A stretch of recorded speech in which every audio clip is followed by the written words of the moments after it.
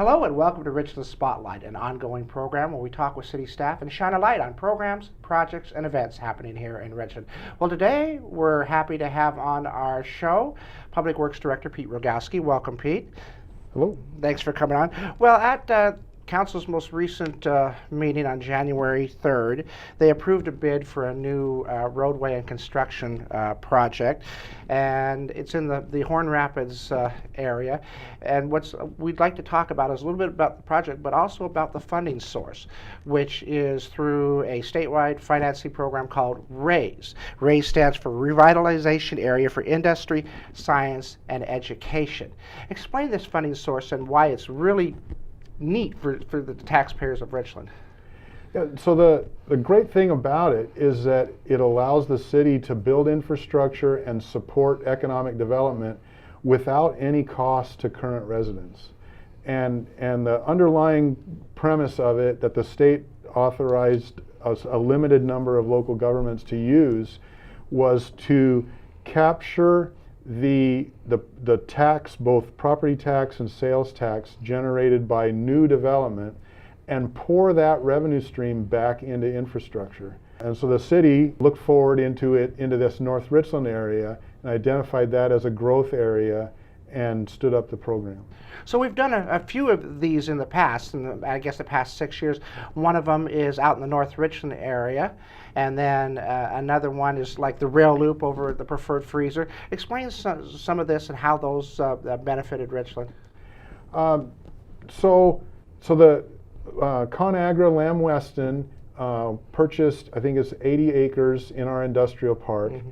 And the property needed infrastructure, and the contract or the arrangement with Lamb Weston and ConAgra was that the city would provide the infrastructure, and so the tool to do that was this financing mechanism, and so the city built several roads and utility systems to support primarily the large freezer out there, and the tax capacity generated by the freezer project enabled the city to do this current project, which isn't directly needed by the freezer, but allows for future development and future business development in the industrial park with completed infrastructure available. So basically, if somebody comes in and says, I need 20, 30 acres, and we could say, well, here it is, everything's in place, just put the building up. Exactly. Yeah.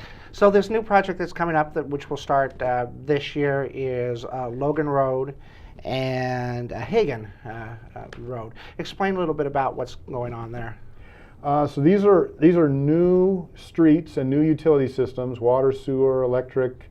I think they're making provision for fiber optics, and they're bisecting or creating access in a portion of the industrial park that right now is just large undeveloped acreage. And so when the Economic Development Office looks at the market for doing these kind of developments, there are sort of large parcel markets, and then there are medium and small parcel markets. And this project opens more medium and small parcel market space that the city was kind of running out of. If you drive out along SR 240 and look at Robertson Drive and Logston Avenue, those are becoming full mm-hmm. of small business buildings, and the city wants to expand that capacity and have more opportunities for that kind of development. Okay, so it'll basically open up the transportation loop to connect everything together then. Correct. So as part of the development and part of the RAISE funding, we had partnerships because it allows us to utilize other entities such as ports to do that. Port of Benton is part of this project. Explain a little bit about that. So they're actually a part of this project in two different ways. Mm-hmm. The first one is that they are a partner in that RAISE program that you mentioned, in that some of the tax revenue from growth that would go to the port has dedicated to the city through an interlocal agreement that has the port basically investing in infrastructure in Richland's industrial park to support economic development, which is their primary mission. The second way they're contributing is the port owns property immediately adjacent to Richland-owned industrial park, and the port is directly infusing their budget capacity into this project to build utility systems and roads that make development of their property easier.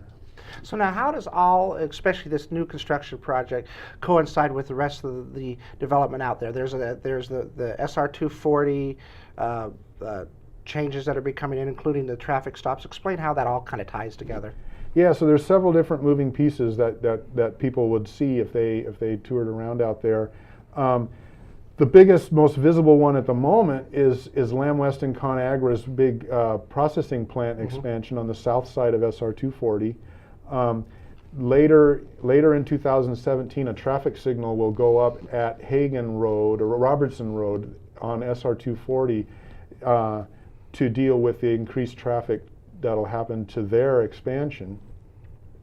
This Hagen-Logan Road project that the city is constructing will be behind Robertson Road, starting at Hagen-Robertson there at that east end, and extending all the way up to Polar Way on the west, behind or north of Robertson Drive.